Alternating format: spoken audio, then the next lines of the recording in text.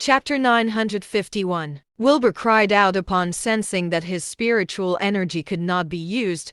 He immediately threw a punch to intercept the sword strike. Yet just as their attacks were about to collide, a thin, jet-black sword appeared in the darkness behind Wilbur to stab him in the back. A gray figure appeared roughly 100 meters from Wilbur. The figure wiped out a book, flipping to the first page. A brilliant bolt of lightning struck down from the sky, aiming for Wilbur's head. Wilbur was attacked 3 ways at once, putting him in grave danger. Just then, however, Wilbur let out a cry. He made a sharp turn with his body, dodging the thin sword, and threw another punch at the attack. The air rumbled loudly. The sword strike was crushed into rampant spiritual energy that flowed everywhere. The bolt of lightning, however, struck Wilbur directly and caused him to stumble. However, he turned around at once, launching another attack in the empty air in front of him. The air rippled, and a woman's figure appeared. Just then, a figure rose from the water holding a long sword,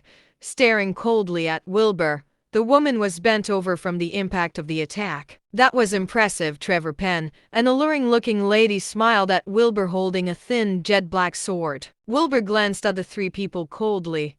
"The Riverbank Blossoms, you finally showed yourselves." As he spoke, Wilbur tried to adjust his spiritual energy. Yet no matter what he did, the spiritual energy in his body seemed to refuse to listen to him. The alluring lady smiled. "Don't waste your time. You won't be able to use your spiritual energy. You're soulless, aren't you?" asked Wilbur coldly. The alluring lady seemed surprised. "It seems you know about the soulless. Is that surprising to you?" Wilbur retorted coldly. This lady, like Lily, was a soulless. They were born with the ability to mess with the spiritual energy of others. Unlike Lily, however, this lady from the Riverbank Blossoms seemed to have mastered her power to the point where Wilbur was completely unable to utilize his spiritual energy. She was definitely infinitely more powerful than Lily. The lady smiled. "It doesn't matter if you know what my power is. You won't be able to use your spiritual energy either way, which means you only have 1/3 of your power.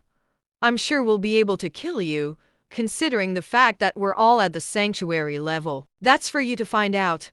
Wilbur stared at the 3 people around him. Despite the fact that she had been forced to reveal herself from his attack, the alluring lady had dimensional powers. Her powers were definitely considered terrifying. Space and time were the hardest forms of energy to control. It was clear just how skilled this lady was. She was able to manipulate the space around her to deflect an attack, to a point where it was practically impossible to hit her. On top of that, she was also a soulless, making her all the more impossible to fight against. She was probably the head of the Riverbank Blossoms. The man holding the long sword was also at the sanctuary level, and his attack just now had been pretty impressive. Wilbur would not have been able to avoid the attack had he not possessed his dragon's powers and the energy from the crystal bone, as he had no spiritual energy right now. As for the elder, he was at the sanctuary level too. The book he was holding was definitely something precious. A mere flip would activate a mid-tier spell like Sudden Thunder. Wilbur had taken the attack of the Sudden Thunder head-on, and it did not feel good. Anyone, even a peak sanctuary level cultivator, would be dead for sure in a situation like this. With no spiritual energy, no one could take on the joint attack of 3 sanctuary level cultivators. To make things worse, these 3 were no ordinary sanctuary level cultivators. Just then, the man holding the sword charged over toward Wilbur.